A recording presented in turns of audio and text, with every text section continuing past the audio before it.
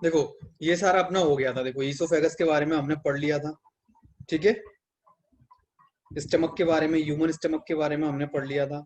Ruminant के stomach के बारे में मुझे ये बताओ कि कहाँ तक पढ़ लिया था रूमिनेंट स्टमक, हमने पार्ट्स पढ़ लिए थे सारे रूमिनेंट स्टमक के? से यस और नो, जल्दी जल्दी बोलो। रूमिनेंट स्टमक के सारे पार्ट्स हो गए थे हमारे? याद ही नहीं है किसी को? हाँ, चलो एक बार क्विक रिवीजन करा देता हूँ मैं भाई। अपना जो ह्यूमन स्टमक होता है और रूमिनेंट स्टमक होता है, उनमें थोड़ा सा डिफरेंस है। ह्यूमन स्टमक के अंदर जो है सेपरेट कंपार्टमेंट्स नहीं होते, ठीक है। रूमिनेंट्स का जो स्टमक होता है, रूमिनेंट्स मतलब जो कैटल्स वगैरह होते हैं, गाय भैंस ऊंट वगैरह, ये जो भी कैटल्स होते हैं, इनके स्टमक में क्या रहता है कि मॉस्कुलर फोल्ड्स होते हैं, जिनकी वजह से इनका स्टमक जो है कंपार्टमेंट्स में डिवाइड हो जाता है, पार्टीशन होते हैं। तो रूमिनेंट्स का जो स्टमक होता है वो 4 पार्ट्स में डिवाइड होता है। कौन कौन से 4 पार्ट्स होते हैं? ओमेसम, र्यूमेन, र्यूमेन के बाद ओमेसम, ओमेसम के बाद एबोमेसम, और last part, sorry sorry sorry sorry, rumen, reticulum, omasum और एबोमेसम, ये पार्ट्स होते हैं इनके अंदर। अच्छा, ये जब भी अपन इनके मुंह में खाना देते हैं तो ये क्या करते हैं कि भाई तुम उसको एक रोटी दो, 4 रोटी दो, गाय क्या करती है, खाती जाती है वो, ठीक है ना। तुम्हें कभी नहीं लगेगा कि उसका मुंह बहुत ज्यादा भर गया। उसको तुम एक रोटी दोगे या 4 रोटी एक साथ दोगे तो वो लेगी, 2 बार इधर से इस वाली जौ से और 2 बार इस वाले जौ से चबाएगी और उसको निगल जाएगी। फिर और रोटी दोगे तो वो और चबा लेगी और खा लेगी, ठीक है। जब तक उनका क्या होता है कि ईसोफेगस के थ्रू इनके अंदर खाना ट्रेवल करते हुए कहाँ आता है? ईसोफेगस के थ्रू इनके अंदर खाना ट्रेवल करते हुए आएगा र्यूमेन वाले पार्ट में, ठीक है। र्यूमेन जो है इनके स्टमक का सबसे बड़ा चैम्बर है ना। और र्यूमेन ही स्पेशलिटी है, इसलिए इनको र्यूमिनेंट र्यूमिनेंट स्टमक भी बोलते हैं, ठीक है। र्यूमेन में क्या होता है, खाना आकर के स्टोर हो जाता है, टेम्परेरी स्टोरेज ऑफ फूड होता है र्यूमेन के अंदर। ये क्वेश्चन पूछा जाता है भाई कि भाई temporary storage of food in ruminating animals कहाँ पर होता है भाई? र्यूमेन के अंदर, र्यूमेन चैम्बर के अंदर इनके अंदर टेम्परेरी स्टोरेज ऑफ फूड होता है। ओके, आगे देखो। फिर क्या होगा कि र्यूमेन के अंदर फूड स्टोर हो जाएगा, उसके बाद जैसे इन्होंने खाना बंद किया तो ये फूड जो है वापस से लौट करके इनके माउथ में आता है। ये इसे वापस से चबाते हैं, च्यू करते हैं, है ना। फिर वापस से निगलते हैं। अब वापस से निगलने के बाद ये फूड इनके जाता है रेटिकुलम वाले पार्ट,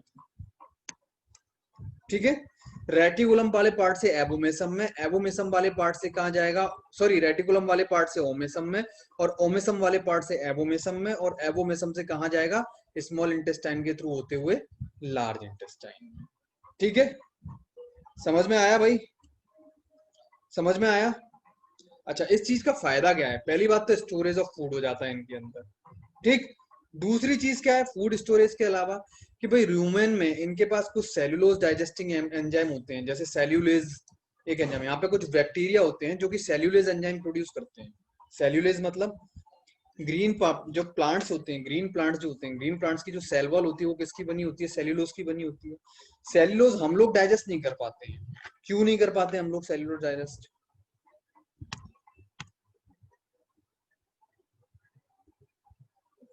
बिल्कुल भाई, सैलिवरी ग्लैंड है अपने में, पढ़ेंगे भी अपन, ठीक है। तो सेल्यूलोज क्यों नहीं डाइजेस्ट कर पाते हम लोग? क्योंकि हमारे अंदर सेल्यूलेज एंजाइम नहीं है। सेल्यूलोज को डाइजेस्ट करने वाला जो एंजाइम होता है सेल्यूलेज, वो हमारे अंदर नहीं है। वो क्यों नहीं है हमारे अंदर? इनके अंदर इसलिए होता है क्योंकि भाई र्यूमेन और रेटिकुलम में बैक्टीरिया प्रेजेंट है जो कि सेल्यूलेज एंजाइम प्रोड्यूस करता है, ठीक है। हमारे अंदर वो नहीं है तो हम सेल्यूलोज डाइजेस्ट नहीं कर पाते। हम अगर सेल्यूलोज लेते भी हैं, जैसे हम ग्रीन लीफी वेजिटेबल खाते हैं तो उनके अंदर सेल्यूलोज होता है, तो वो सेल्यूलोज हमारे अंदर डाइजेस्ट नहीं होता, वो ऐसा का ऐसा पास आउट हो जाता है हमारी बॉडी से, ठीक है। समझ में आया? अच्छा, अब मैंने तुमको दो चीजें बताई कि भाई इनका स्टमक जो रहता है, इनके स्टमक में होते हैं कंपार्टमेंट्स,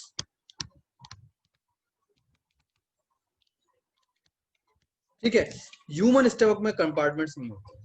तो इसलिए जो स्टमक है ह्यूमन का, जो स्टमक है ह्यूमन स्टमक को हम क्या बोलते हैं भाई? Simple stomach. और र्यूमिनेटिंग स्टमक को हम क्या बोलते हैं? Compound stomach. ये देखो, सिंपल स्टमक क्या होगा? सिंगल चैम्बर स्टमक होता है जिसके अंदर सिर्फ एक ही चैम्बर है,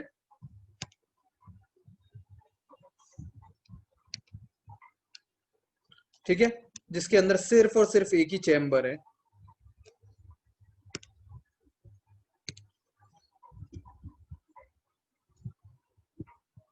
सिंगल चैम्बर जिसके अंदर होता है उसको हम क्या बोलते हैं, सिंपल स्टमक।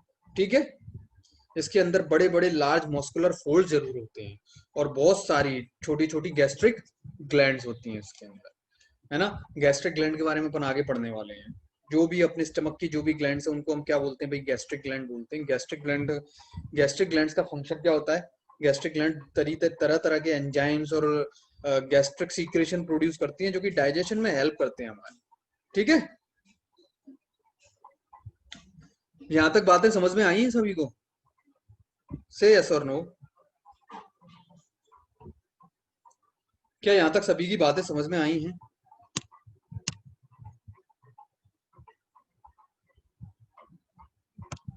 ओके। अच्छा, यहाँ तक तुम लोगों की कोई भी क्वेरी है तो पूछ लो।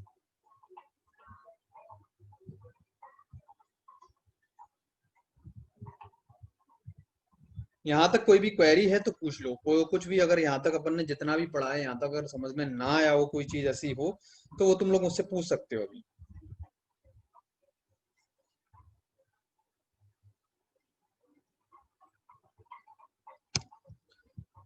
अगर नहीं है तो फिर मैं आगे बढ़ता हूँ। देखिए आगे देखते हैं। देखो, जो गैस्ट्रिक ग्लैंड होती है, जैसा कि मैं बता रहा था, बहुत सारे गैस्ट्रिक जूस सीक्रेट करती हैं। गैस्ट्रिक जूसेस में क्या क्या है सर? रूमिनेंट के स्टमक की कैपेसिटी कितनी होती है? आ, भाई एक पर्टिकुलर कैपेसिटी किसी की डिफाइंड नहीं होती। जैसे अपने में भी, ह्यूमन में क्या होता है, बच्चे कम खाते हैं, बड़े ज्यादा खाते हैं, बूढ़े कम खाते हैं। कुछ लोगों का भाई शरीर के साइज पे और उनके मेटाबॉलिज्म पे डिपेंड करता है। कुछ लोग बहुत ज्यादा खाते हैं तो बहुत ज्यादा स्टोर हो जाता है उनके अंदर पेट। कुछ लोग बिना भूख लगे भी बहुत सारा खाते हैं तो उनका पेट फैल जाता है, बड़ा होता चला जाता है, तो उनके अंदर ज्यादा स्टोरेज होता है। तो ये ऐसा कोई कैपेसिटी का कोई डिफाइंड नहीं है कि मैं बता सकूं तुमके कि भाई 2 लीटर, 5 लीटर, 10 लीटर कैपेसिटी होती है। ऐसा कुछ डिफाइंड नहीं होती कैपेसिटी। ठीक है,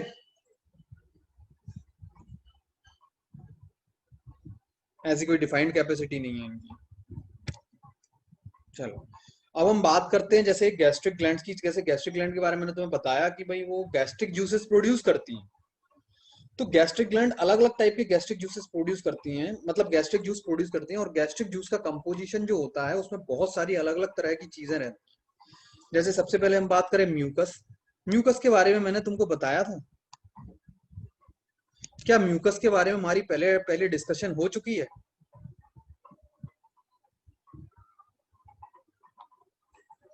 हाँ, म्यूकस के कंपोजिशन के बारे में भी बताया था मैंने तुमको। म्यूकस बना होता है म्यूसिन से, बना होता है। म्यूसिन एक प्रोटीन होती है।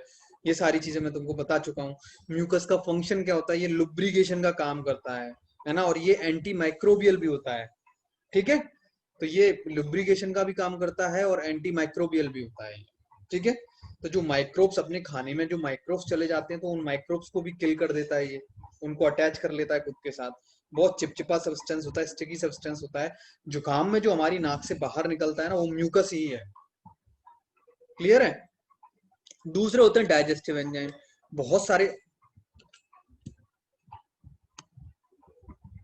बहुत सारे डाइजेस्टिव एंजाइम भी सीक्रेट होते हैं भाई, गैस्ट्रिक ग्लैंड्स के through.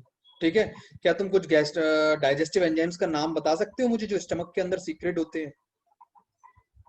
Can anybody tell me some of the digestive enzymes?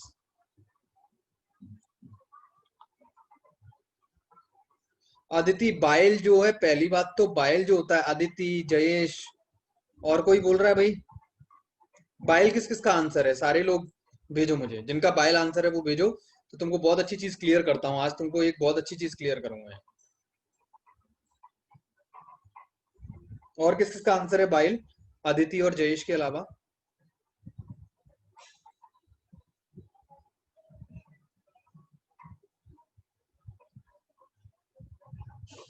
देखो, एक बात बताता हूँ। पहली बात तो बाइल जूस जो होता है उसके अंदर कोई एंजाइम नहीं होता। दूसरी चीज, बाइल जूस जो है गैस्ट्रिक जूस नहीं है। बाइल जूस जो है कहाँ से प्रोड्यूस होता है? लिवर से प्रोड्यूस होता है। लिवर सीक्रेट करता है बाइल जूस को। और बाइल जूस स्टोर होता है गॉल ब्लैडर में। इसके बारे में भी अपन आगे पढ़ेंगे। अभी अपन बाइल के बारे में, डाइजेस्टिव ग्लैंड्स अपन पढ़ेंगे। देखो ये अपन केवल अभी पढ़ रहे हैं अपनी एलिमेंट्री कैनाल। एलिमेंट्री कैनाल में क्या क्या चीजें हैं, ये चीजें पढ़ रहे हैं अपन, ठीक है। इसके बाद स्मॉल इंटेस्टाइन, लार्ज इंटेस्टाइन ये पढ़ेंगे तो एलिमेंट्री कैनाल अपना खत्म हो जाएगा, है ना। उसके बाद अपन एलिमेंट्री कैनाल की हिस्टोलॉजी भी समझेंगे तो अपना एलिमेंट्री कैनाल वहां पर खत्म हो जाएगा, ठीक है। उसके बाद अपन पढ़ेंगे कि जो अपनी एसोसिएटेड ग्लैंड्स जो हैं वो कौन कौन सी हैं और उनके फंक्शन क्या क्या है, उनसे क्या क्या सीक्रेट होता है।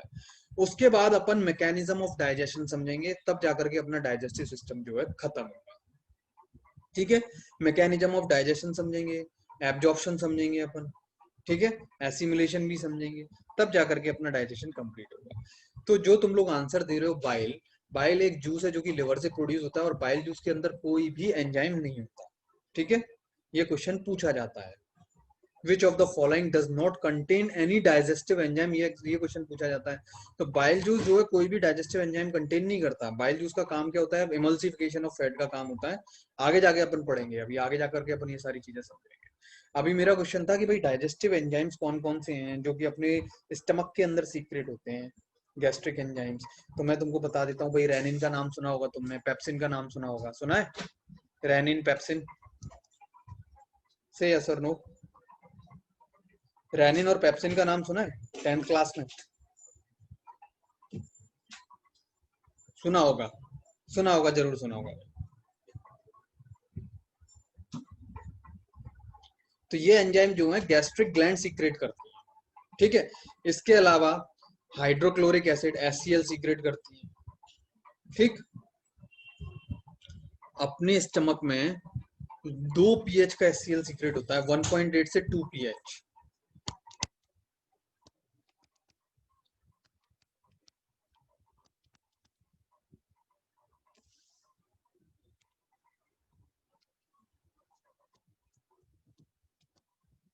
वन पॉइंट एट से 2 pH तक का HCl एसिड सीक्रेट होता है अपने में।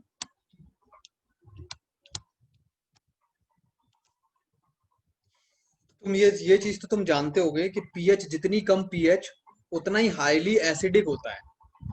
pH जितनी कम होगी उतना ही ज्यादा उतनी स्ट्रेंथ का एसिड होता है, ठीक है। जितनी कम pH उतना ही हाईली एसिडिक। ये चीज तो पता है ना भाई तुमको, कि जितनी कम पीएच उतना ही ज्यादा एसिडिक होता है कोई भी चीज, ठीक है। किसी भी चीज की पीएच जितनी कम है, किसी भी सॉल्यूशन का पीएच जितना कम है उतना ही ज्यादा एसिडिक। तो तुम देखो पीएच स्केल जो है 0 to 14 लाई करती है। तो 0 से 7 तक सारे के सारे क्या होते हैं, एसिड्स होते हैं। 7 to 14 तक सारे के सारे क्या होते हैं, बेस होते हैं। जिनको नहीं पता उनको एक ओवरव्यू दे देता हूँ, वैसे ये केमिस्ट्री का टॉपिक है तो केमिस्ट्री वाले सर तुमको पढ़ा देंगे, ठीक है। ये पीएच स्केल है, 0 1 2 3 4 5 6 7 8 9 10 11 12 13 और 14। ये देखो, तो ये है, ये जो होता है, ये 7 जो होता है वो होता है न्यूट्रल, मतलब 7 पीएच का कोई भी सॉल्यूशन है तो ना तो वो एसिडिक है ना वो बेसिक है, वो न्यूट्रल है, ठीक है। सॉल्ट्स होते हैं, इसका एग्जांपल है सॉल्ट्स। जितने भी सॉल्ट्स होते हैं वो सब इसके एग्जांपल है। जैसे NaCl कॉमन सॉल्ट होता है जो हम खाते हैं अपने खाने में, जो हम यूज करते हैं वो कॉमन सॉल्ट होता है। वो तो ना तो वो एसिडिक होता है ना वो बेसिक होता है, वो क्या होता है, न्यूट्रल होता है। इस साइड अगर अपन बढ़ेंगे तो क्या होगा कि एसिड पीएच तो होगा कम, पीएच डिक्रीज, लेकिन एसिडिटी क्या होगी, इंक्रीज। किसी सॉल्यूशन का पीएच जितना कम है वो उतना ही ज्यादा एसिडिक है। अगर इस साइड हम बढ़ेंगे तो पीएच तो बढ़ेगा, पीएच क्या होगा, इंक्रीज होगा, ठीक है। पीएच इंक्रीज होगा और बेसिसिटी बढ़ेगी, मतलब उतना ही ज्यादा बेसिक है। एसिडिटी कम होगी और बेसिसिटी बढ़ेगी। मतलब अगर मैं बात करूं तुमसे, अगर मैं तुमसे बात करूं, ये चीज समझ में आई जो मैं बोल रहा हूं तुमको, से यस और नो। फिर मैं 2-4 क्वेश्चन पूछूंगा, उसके आंसर देना, जल्दी बोलो। क्या पीएच स्केल के बारे में तुम्हें ये चीजें समझ में आई? ओके, तो मेरे कुछ क्वेश्चन हैं उनके आंसर देना तुम लोग।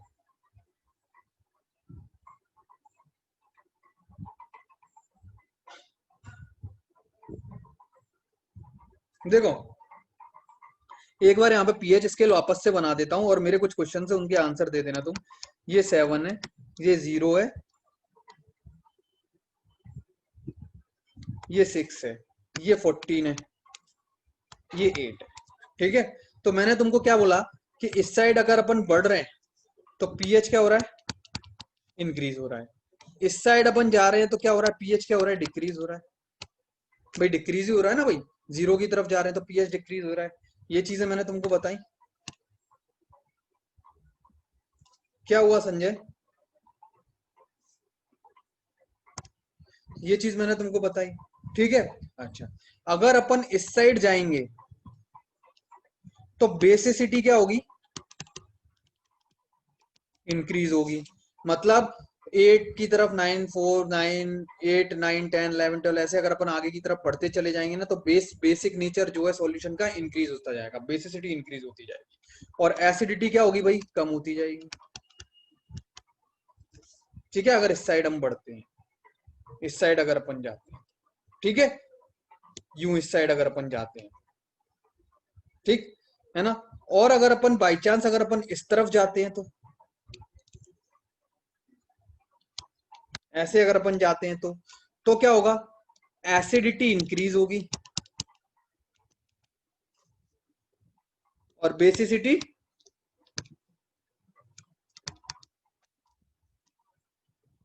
डिक्रीज होगी। बेसिसिटी क्या होगी, डिक्रीज होगी।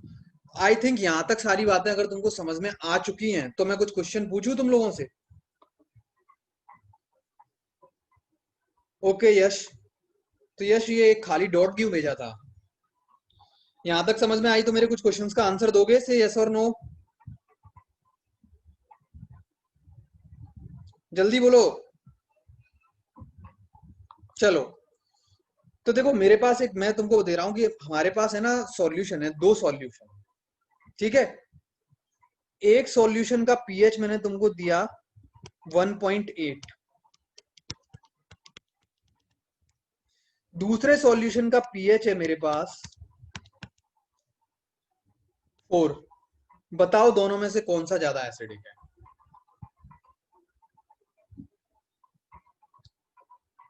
जल्दी आंसर दो चैट में।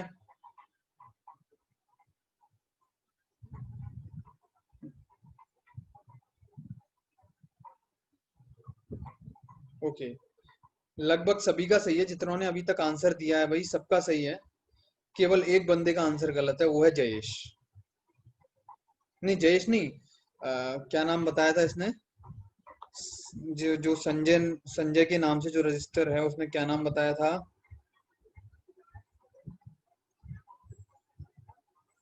यश, सॉरी यश, तो यश का गलत है केवल, बाकी सभी लोगों का सही है। सर्वेश क्या हुआ, कोई दिक्कत है, यूरो हैंड रेस किया है तुमने, ठीक है, एक यश का आंसर गलत था। देखो मैंने तुमको यहाँ बताया, देखो इस साइड अगर अपन बढ़ रहे हैं, राइट टू लेफ्ट अगर अपन जा रहे हैं तो एसिडिटी इंक्रीज हो रही है, ये बात अपनी हुई ना। तो भाई पीएच जो 4 का सॉल्यूशन वो यहाँ कहीं आएगा, पीएच 1.8 का सॉल्यूशन यहाँ कहीं आएगा। तो एसिडिटी किस साइड, इस साइड जाने पे इंक्रीज हो रही है ना, राइट टू लेफ्ट जाने पे एसिडिटी इंक्रीज हो रही है ना भाई, यू जाने पे एसिडिटी इंक्रीज हो रही है ना। तो ये वाला जो सॉल्यूशन होगा वो ज्यादा एसिडिक होगा, बाकी सबका सही है, केवल यश का गलत था। ठीक है, ओके, ये चीज समझ में आई।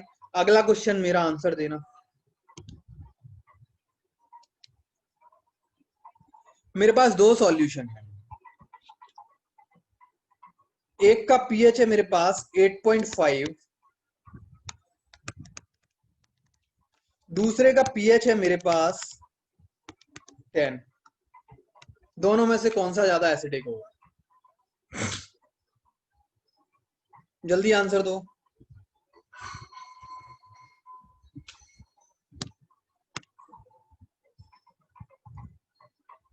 अब मिले जुले आंसर आ रहे हैं, कुछ लोग 10 बोल रहे हैं, कुछ लोग 8.5 बोल रहे हैं, दो सारे आंसर दो,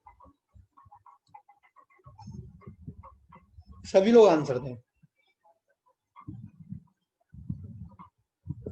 ये वाई के मतलब अमय है ना, अमय, ओके।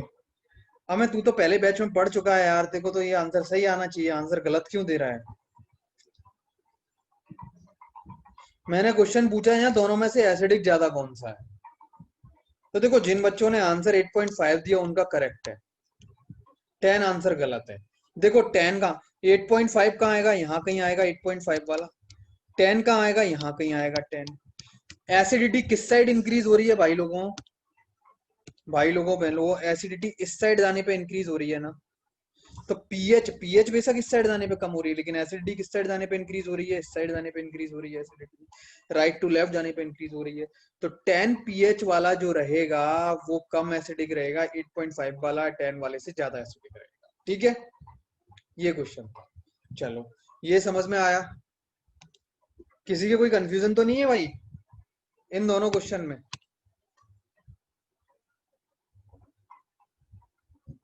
चलो दिशा तूने भी है ना 10 आंसर दिया था शायद। चलो तो फिर अगला क्वेश्चन बता दो मुझे। ठीक है, मेरा अगला क्वेश्चन है कि मेरे पास एक सॉल्यूशन है जिसका पीएच है,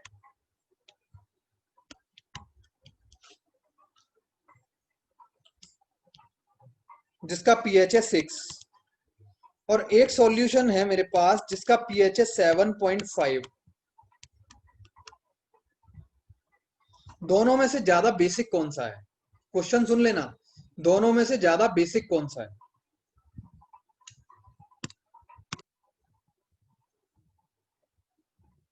बहुत बढ़िया, सही आंसर आ रहे हैं, बहुत अच्छे।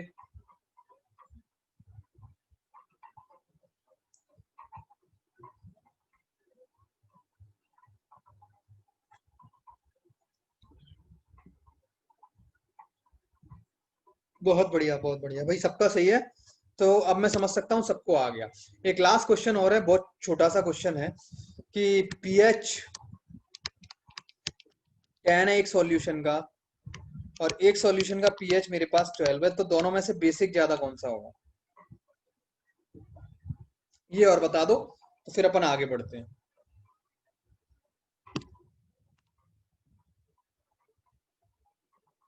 12 वाला एग्जैक्टली exactly। सबके आंसर सही हैं, बहुत सही आंसर आए हैं सबके, बहुत बढ़िया। ओके चलो, ये चीज समझ में आई, तो हम आगे बात कर सकते हैं एग्जैक्टली exactly। देखो ये बात मैं तुमको बता रहा था यहाँ पे। तो हमारी जो बॉडी, अब देखो हमारी जो हमारा जो स्टमक होता है, हमारे स्टमक में बहुत ज्यादा हाईली एसिडिक एसिड सीक्रेट होता है जिसका पीएच 1.8 से 2 पीएच के आसपास रहता है एचसीएल का। मतलब ये इतना खतरनाक एसिडिक है, इतना खतरनाक एसिड है कि अगर इसके अंदर हम इस तरीके से ऐसे अपना हाथ डालें ना, और बाहर निकालें, डाल के सीधे बाहर निकालें, तो सारा सब कुछ अपना सब कुछ गल जाएगा, केवल हड्डियां बचेंगी। और थोड़ी देर के लिए अगर अपन ने हाथ डाल के रखा तो हो सकता है अपनी हड्डियां भी गल जाएं, उसके अंदर हड्डियां भी ना बचे, इतना ज्यादा एसिडिक होता है। अगर इतना ज्यादा एसिडिक अपने इतना ज्यादा खतरनाक एसिड अपने पेट में सीक्रेट हो रहा है, तो अपना पेट तो वही मसल्स का बना हुआ है, उसमें तो हड्डी भी नहीं है। तो फिर अपना पेट कैसे बचा हुआ है इस एसिड से, इस एसिड के इफेक्ट से अपना पेट कैसे बचा हुआ है, कोई बताएगा? क्या कोई बता सकता है ये बात कि इस एसिड के इतने बुरे इफेक्ट से अपना पेट कैसे बचा हुआ है?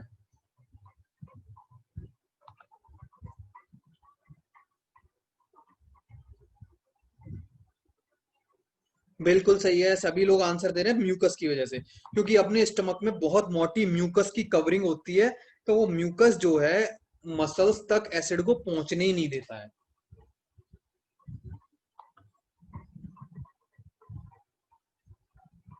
हाँ, जो अपने पेट में जो एसिडिटी होती है वो एसिड की वजह से होती है, ये चीज अपन आगे पढ़ेंगे। ठीक है,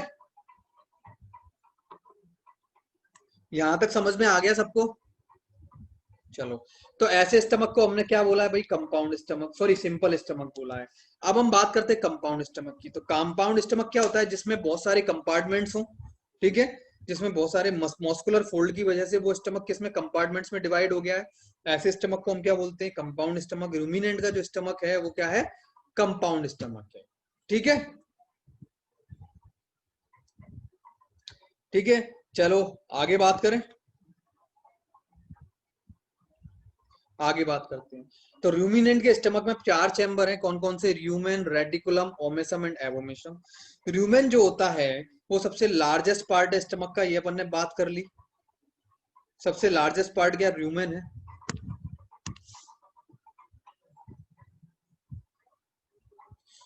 एससीएल से म्यूकस को होता है ना भाई, म्यूकस की जो लेयर होती है उसका वियर एंड टियर होता रहता है। आगे बताऊंगा जयेश, आगे बताऊंगा ये सारी चीजें। वो म्यूकस जो है वियर एंड टियर होता रहता है, लेकिन म्यूकस वापस सीक्रेट भी होता रहता है। म्यूकस सीक्रेटिंग ग्लैंड्स भी तो होती हैं अपने स्टमक के अंदर, तो वो म्यूकस को वापस से सीक्रेट करके उस लेयर को वापस से फॉर्म कर देती है। ठीक है।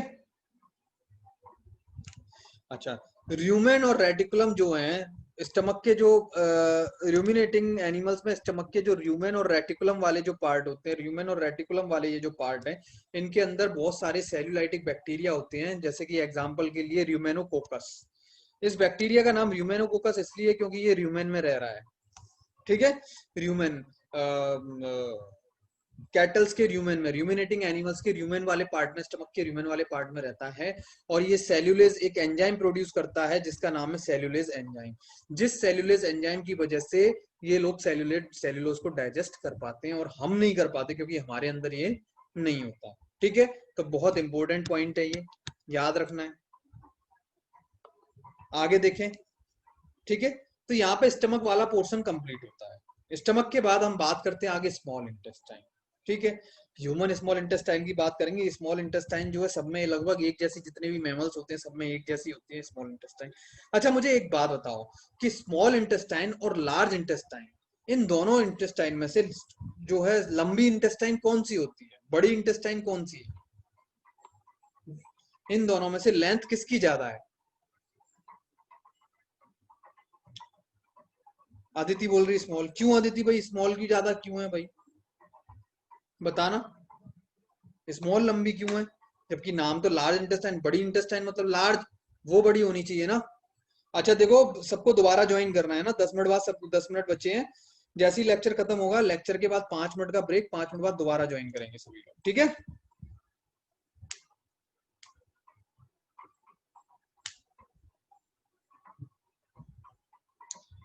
हाँ जयेश, बिल्कुल सही बात है, बिल्कुल सही बोला। देखो स्मॉल इंटेस्टाइन जो है लंबी ज्यादा होती है, उसकी लेंथ ज्यादा है। Small intestine up to 6 metre तक की लेंथ की होती है, जबकि लार्ज इंटेस्टाइन 3 मीटर तक लेंथ की होती है। स्मॉल इंटेस्टाइन को स्मॉल इंटेस्टाइन इसलिए बोल रहे हैं क्योंकि वो कॉइल्ड होकर के, कॉम्पैक्ट होकर के एक बहुत कम जगह में आ जाती है। ठीक है, कॉइल्ड होकर के, कॉम्पैक्ट होकर के वो एक बहुत छोटी जगह में आ जाती है। ठीक है, और लार्ज इंटेस्टाइन क्या है कि वो है तो लेंथ में छोटी, पर उसकी जगह लंबी, मतलब वो जगह ज्यादा घेर रही है, वो जगह ज्यादा ले रखी है उसने, इसलिए उसको लार्ज इंटेस्टाइन बोला।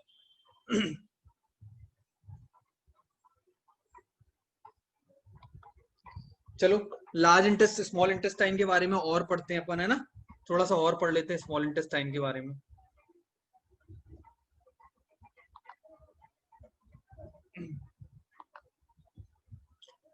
तो देखो,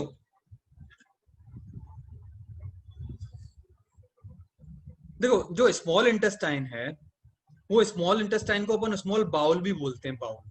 ठीक है, इंटेस्टाइन को बाउल भी बोलते हैं। तो जो अपनी स्मॉल इंटेस्टाइन है, उसका मेन फंक्शन क्या है, ज्यादा से ज्यादा न्यूट्रिएंट्स का एब्जॉर्प्शन करना। ठीक है, स्मॉल इंटेस्टाइन से एब्जॉर्प्शन चालू हो जाता है।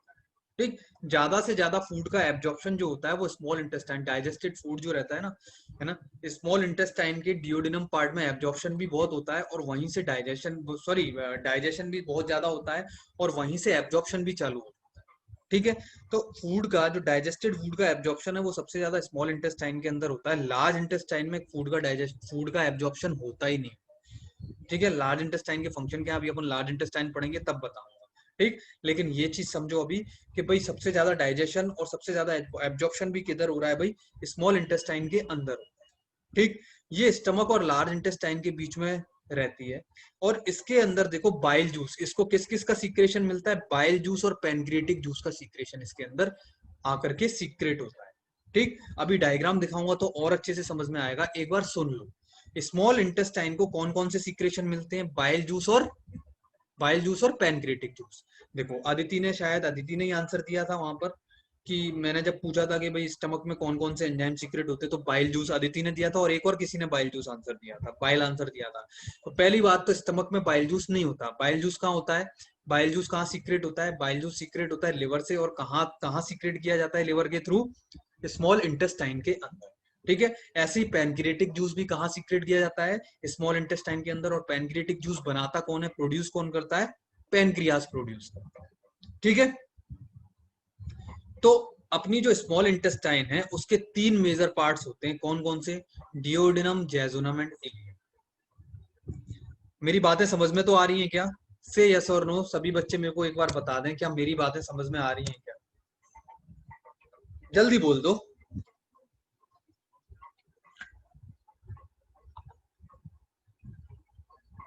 यहां तक कोई दिक्कत तो नहीं है किसी को?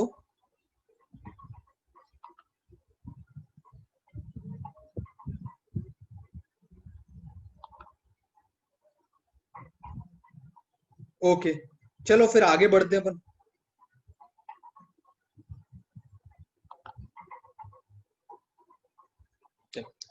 अब जो डिओडिनल पार्ट है स्मॉल इंटेस्टाइन का, जो डिओडिनल पार्ट है वो सबसे छोटा पार्ट होता है और शी शेप होता है। ठीक है।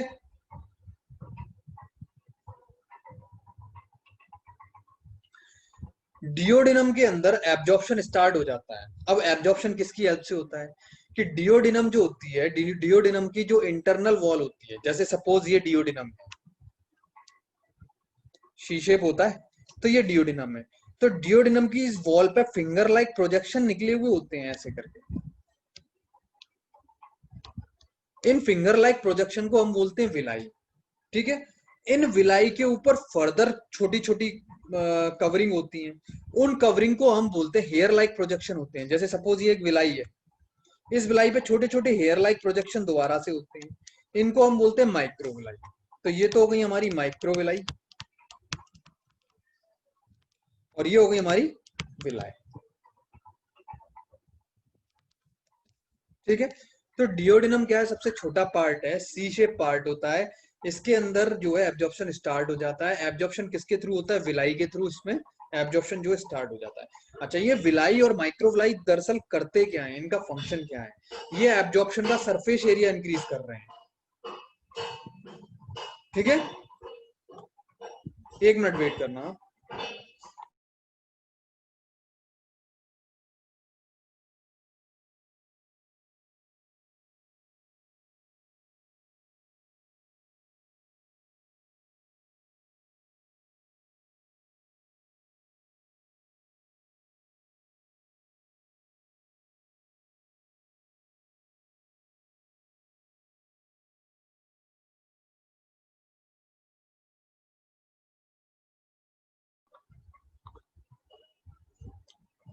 ठीक है।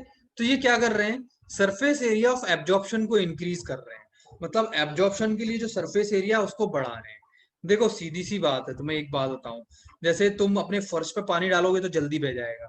वहीं तुम अपने फर्श पे कोई कपड़ा, मतलब कोई पोंछा वगैरह कुछ डाल दो, या फिर अपन बात करें कि अपने अपना जो लॉन होता है, अपने लॉन में, अपने गार्डन में सपोज घास नहीं है, अपन ने पानी फैलाया तो वो पानी जल्दी से बह जाएगा। अगर वहीं अपने गार्डन में अगर घास लगी हुई है, तो अगर अपन पानी फैलाएंगे तो वो पानी जल्दी से नहीं बहेगा, वो पानी वहीं पर रुक जाएगा और एब्जॉर्ब हो जाएगा। तो सिमिलर फंक्शन इन विलाई का है ना? ये विलाई क्या करती है? विलाई जो है फिंगर लाइक प्रोजेक्शन है, तो यहाँ पे क्या होगा, इनके बीच बीच में आकर के खाना जो है भर जाएगा। खाना जो है आसानी से पास नहीं हो पाएगा, खाना यहाँ पर आकर के फंस जाएगा, धीरे धीरे पास होगा। तो भाई यहाँ पे क्या, खाना खाने खाने को रुकने के लिए ज्यादा टाइम मिल गया, तो उस खाने में से, उस डाइजेस्टेड फूड में से, मतलब की जो चीजें हैं, जो न्यूट्रिएंट्स हैं, वो ये बिलाई के थ्रू एब्जॉर्ब हो जाएंगे। ठीक है, बात समझ में आई? इसके बाद अगला पार्ट आता है जैजुनम। ठीक है। जैजुनम क्या होता है? जैजुनम में एब्जॉर्प्शन, ये पार्ट ही स्पेशलाइज्ड है एब्जॉर्प्शन के लिए। इसमें सबसे ज्यादा एब्जॉर्प्शन जो है इसी में होगा। ठीक है। सबसे ज्यादा जो एब्जॉर्प्शन होगा वो इसी में होगा। जितने भी स्मॉल न्यूट्रिएंट पार्टिकल्स हैं जो कि पहले डाइजेस्ट हुए थे एंजाइम के थ्रू, डिओडिनम में जितने भी एंजाइम्स ने मिलकर के डिओडिनम में जो भी अपना खाना डाइजेस्ट किया है, वो सारा का सारा एब्जॉर्प्शन कहाँ होने वाला है भाई? वो सारा का सारा एब्जॉर्प्शन होने वाला है किसमें होने वाला है भाई? वो जैजुनम वाले पार्ट में। ठीक है। तो जैजुनम वाले पार्ट में डाइजेशन नहीं होता, जैजुनम वाले पार्ट में एब्जॉर्प्शन ही होता है मेन। ठीक है, मेनली जेजुनम वाले पार्ट में क्या होगा, एब्जॉर्प्शन होगा। ठीक है, मेनली एब्जॉर्प्शन हो, डाइजेशन भी हो सकता है, लेकिन मेनली क्या होगा उसमें, एब्जॉर्प्शन। वो पार्ट स्पेशलाइज इसलिए एब्जॉर्प्शन के लिए, है ना। अगला पार्ट जो आता है जो हमारा, वो आता है इलियम।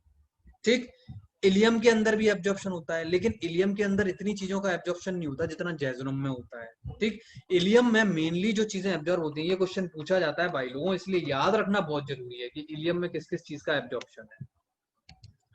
इलियम में एब्जॉर्प्शन होता है विटामिन B12 का।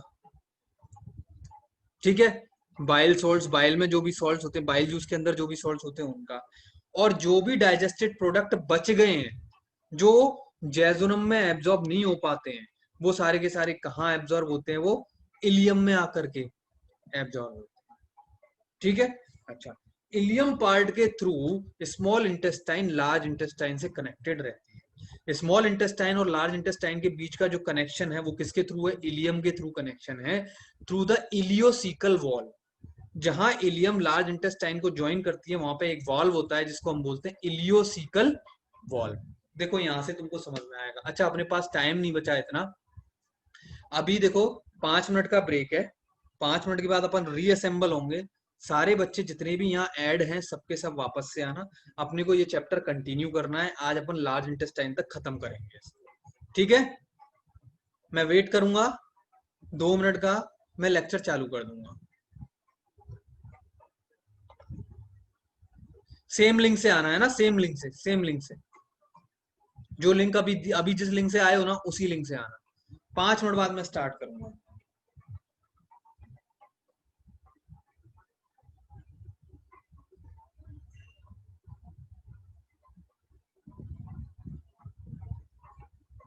क्लियर है?